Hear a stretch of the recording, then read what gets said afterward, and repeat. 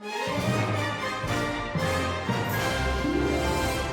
میرے دو سوال ہیں آپ سے یہ پوچھنا چاہتا ہوں میرا سوال یہ پوچھنے کا دن ہے آپ کے، بہت سارے سوال ہیں تو پوچھیں. میں یہ پوچھنا چاہتا ہوں کہ جیسے ہم جیسے بزدل لوگ صرف میسج کر کے اور میسج بھیج کے آپ کو اپنا کتھارسس کر رہے ہیں، تو آپ کیسے اس ساری چیز کو مینیج کر رہے ہیں؟ اتنے جبر اور اتنی سختیوں میں آپ یہ پروگرام کب تک جاری رکھیں گے اسٹیج کا، اور پاکستان میں رہ کے یہ کام کتنا مشکل ہے، اس کے بارے میں مجھے بتائیں.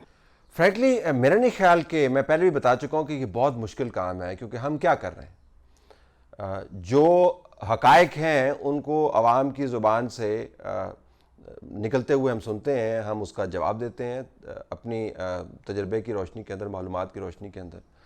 نہ ہم ریاست کے کسی ادارے کی تصحیح کرتے ہیں، نہ ہم کہتے ہیں کہ ملک کے اندر خون خرابہ ہونے چاہیے، نہ ہم سیکٹیرین ہیٹرڈ کی بات کرتے ہیں، نہ ہم کسی کی ذاتی انسلٹ کرتے ہیں. سیاسی طور پر تنقید سے اگر کوئی ذاتی انسلٹ فیل کرتا ہے تو یہ ان کی اپنی تشریح ہو سکتی ہے. تو میرے خیال میں ہمیں خود بھی تھوڑا سا خیال کرنا چاہیے کہ اتنا جبر کا معاملہ نہیں ہے. پاکستان ابھی ایک فسطائی سٹیٹ نہیں بنا.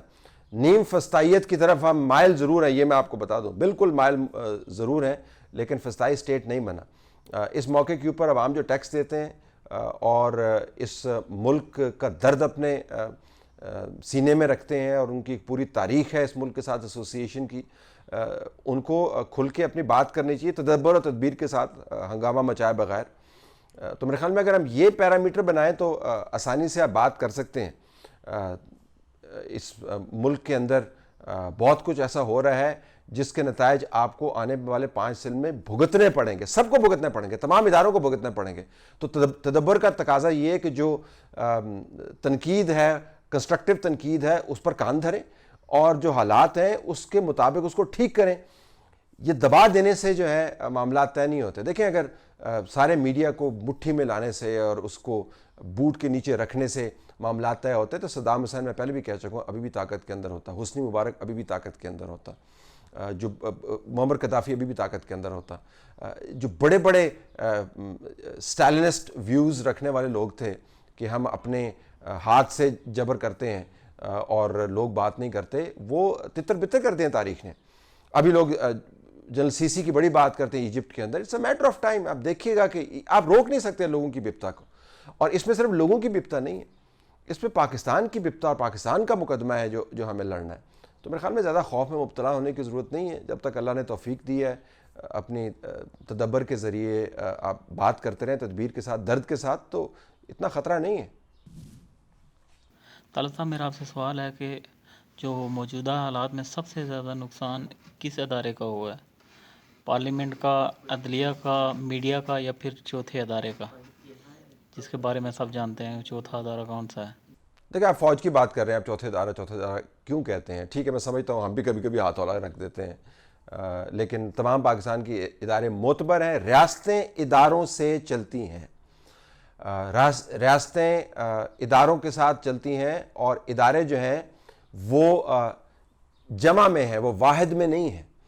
کسی ادارے سے نہیں چلتی ہیں، اداروں سے چلتی ہیں. جوڈیشری سے چلتی ہیں، پارلیمان سے چلتی ہیں، بیوروکریسی کے ساتھ چلتی ہیں، اور جو آرمڈ فورسز ہیں جس کے اندر پولیس بھی انکلوڈڈ ہے، ان کے ساتھ چلتی ہیں. اور سب سے زیادہ ریاستیں چلتی ہیں عوام کی جینون فلاح سے.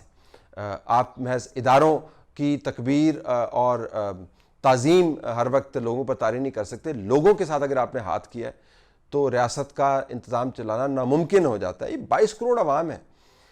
کب تک آپ ان لوگوں کو ٹویٹر کے ذریعے اور نعروں کے ذریعے آپ سیٹسفائی کرتے رہیں گے؟ بہت بڑا ڈائنامک ہے، بڑی تاریخ ہے اس ملک کی، جس کے سامنے آپ بند نہیں باندھ سکتے. تاریخ سے سیکھنا چاہیے. میں پچھلے سوال کے جواب میں بھی کہہ چکا ہوں. نقصان پاکستان کا ہے، یہ کسی ایک فرد کا ملک نہیں ہے.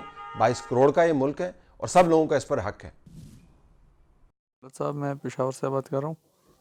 یہ خان صاحب نے یہاں پر میٹرو شروع کی تھی تو اس کے تقریباً 2 سال مکمل ہو گئے، میٹرو کا نام و نشان ہی نہیں ہے. جو بنائی ہے اس میں کریکس آئے ہیں. وہ کہتے ہیں کہ ہم اس کو دوبارہ بنائیں گے، اور اس میں بہت سارے مسئلے ہیں انفراسٹرکچر کے حوالے سے، انجینئرنگ کے حوالے سے. تو کیا خان صاحب کے ساری جو باقی 50 لاکھ گھر ہے اور یہ جتنے بھی پروجیکٹس ہیں میرے خیال سے یہ بھی اسی طرح کے ہوں گے، آپ کیا کہنا چاہیں گے اس کے بارے میں؟ پروجیکٹ تو وہ ہوتا ہے جو سامنے آئے وہ تھوڑی ہوتا ہے جو ٹویٹ کر دیا جائے. جب یہ پروجیکٹ بننا شروع ہوں گے تو پتہ چلے گا پروجیکٹ ہیں کیسے. لیکن جو تاریخ آپ نے بیان کی ہے وہ تابناک بالکل بھی نہیں ہے اور نہ ہی اس سے مستقبل کی امید کو وابستہ کی جا سکتی ہے. کیپیسٹی نہیں ہے. میٹرو جو ہے وہ میں نے پہلے بھی کہا استعارہ بن گیا ہے اس نکمے پن کا جو اس نظام کا حصہ ہے، جس کو چھپانے کے لیے اتنا شور و غوغا بلند کیا جاتا ہے، کبھی احتساب کا، کبھی کرپشن کا، کبھی نیشنل سیکیورٹی کا اور کبھی دہشت گردی کا.